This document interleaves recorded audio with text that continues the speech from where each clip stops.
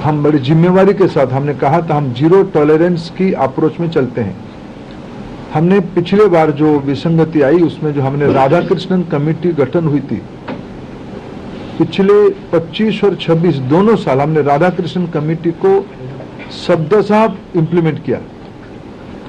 उसके बावजूद भी ये दुर्घटना हुई, इसलिए हमने पहला हमारे निर्णय हुआ कि हम परीक्षा को इस बार रद्द करते हैं। हमने 12 तारीख को परीक्षा को रद्द किया। स्वाभाविक देश में और विशेष करके स्टूडेंट्स में उसको लेके दो प्रकार की मत आए। हम दोनों प्रकार की मतों को स्वीकार करते हैं। हम अपना दायित्व उसको मानते हैं, उसको कैसे समाधान की रास्ता निकाले। और आज हमने आज नई तिथि के साथ आ रहे हैं।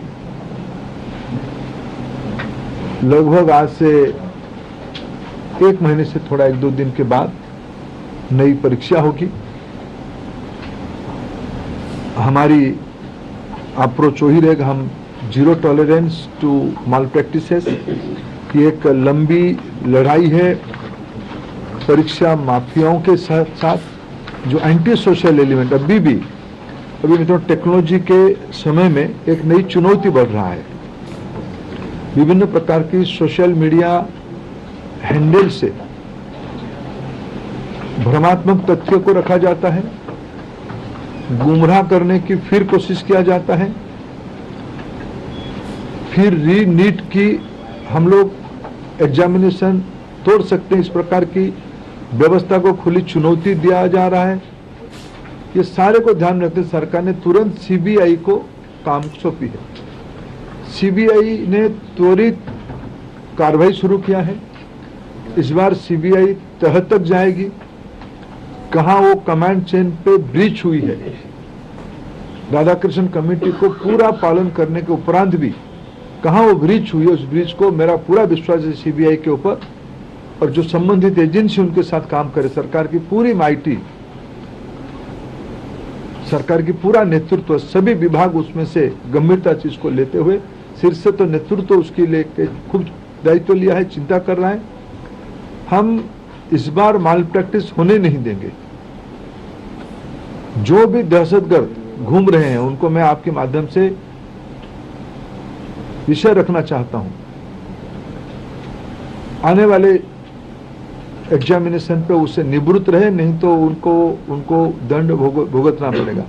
और मैं समाज को अपील करना चाहता हूं, विशेष करके सभी विद्यार्थियों का, कोई निर्भय होकर परीक्षा में सरकार आप ही के साथ है। आप ही के हितों में मेरिटियस स्टूडेंट्स की, मेधावी छात्रों की पक्ष में निर्णय लिया गया है। मैं फिर कहूं, हम नहीं चाहते थे कोई माफिया की षड्यंत्र से कोई मनी बैग आपकी सीट को छीन ले, हम नहीं होना देना चाहते थे। इसीलिए हमने एक कठोर, हमको बहुत एक अभिभावक के नाते, एक दायित्व में रहने वाले अधिकारियों के नाते और मैं मंत्री के नाते, हम सब उसमें से बहुत, जो घटना हो रही है उसमें से बहुत दुखी और चिंतित हैं। लेकिन हमें बड़े लक्ष्य को लेकर, देश के हितों में हमें कठोर निर्णय लेना पड़ा है।